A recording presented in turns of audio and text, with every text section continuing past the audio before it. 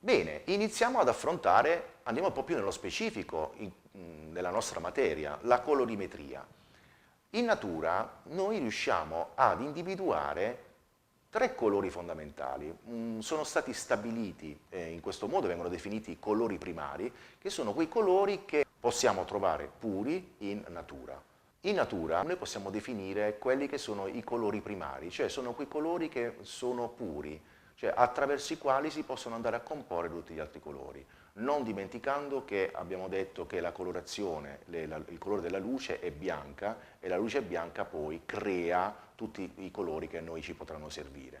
Però viene associato a un vero concetto di colorazione, ed è quello che ci aiuterà molto nella nostra professione, quello di poter definire quelli che possono essere i colori primari.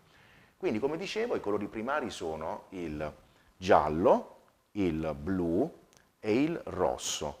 Le infinite combinazioni dei colori primari mi possono permettere, o ci possono permettere di ottenere tutti gli altri colori.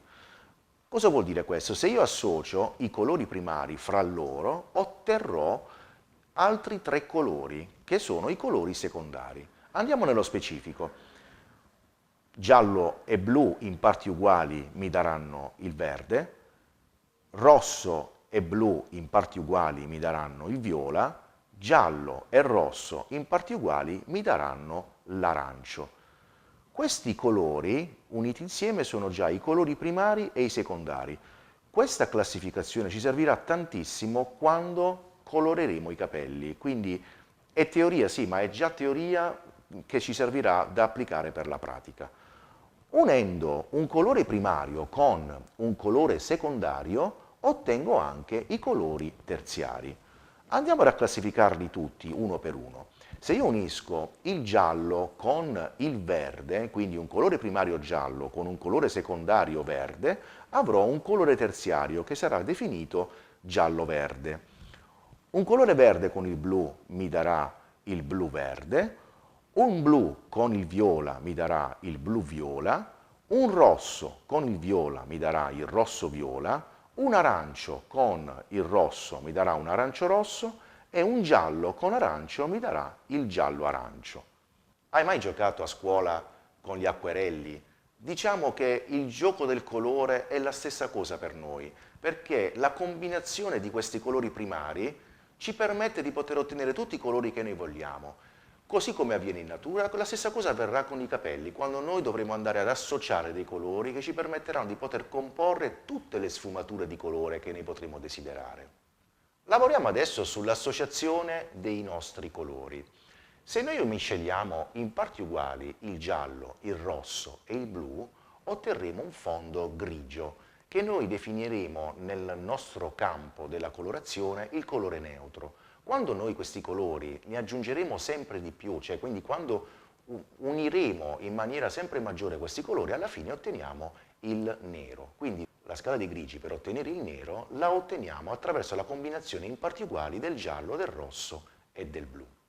È altresì importante definire la complementarità dei colori.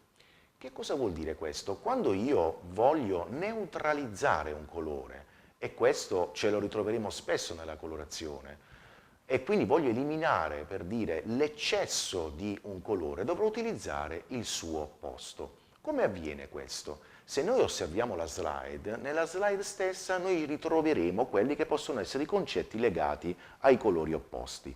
Faccio un esempio. Se io ho un colore blu e volessi neutralizzarlo, per neutralizzarlo significa non permettere a quel colore di dare quella trasparenza di blu, devo utilizzare il suo colore opposto, che in questo caso sarà l'arancio.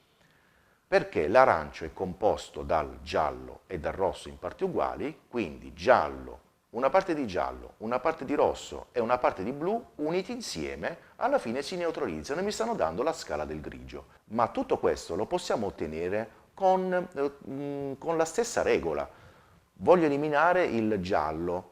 Cosa farò? Utilizzerò esattamente il suo colore opposto. Il suo colore opposto in questo caso è il viola, che è composto a sua volta dal rosso e dal blu.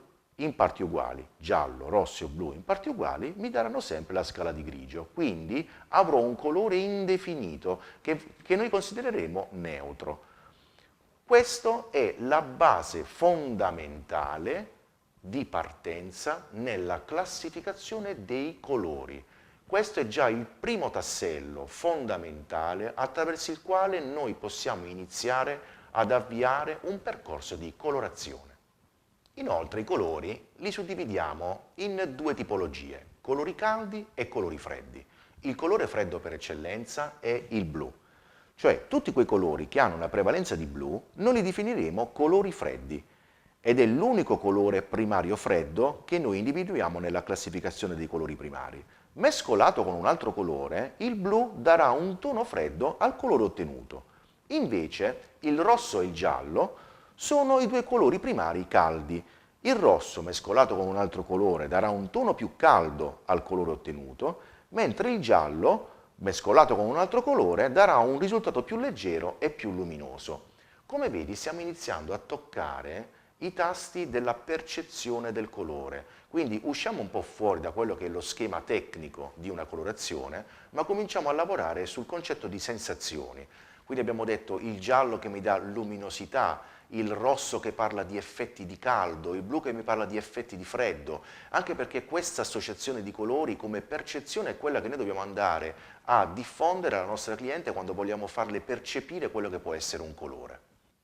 Un'altra nozione fondamentale in quella che possa essere la scelta dei colori è l'accostamento dei colori. Cioè quando noi accostiamo due colori possiamo avere il concetto di contrasto simultaneo. Il contrasto simultaneo che cosa è?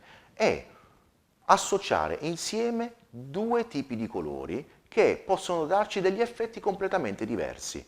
Possiamo avere un contrasto dissonante e un contrasto consonante. Un contrasto dissonante è quando associamo a un colore freddo, ne associamo uno caldo. Esempio, associamo un giallo con un viola. Cosa succederà? Che l'effetto sarà completamente dissonante e i colori si esalteranno a vicenda. Mentre se associamo due colori caldi, esempio arancio e rosso, vorrà dire che abbiamo creato un contrasto consonante e vuol dire che tutti questi due colori sono attenuati l'un l'altro.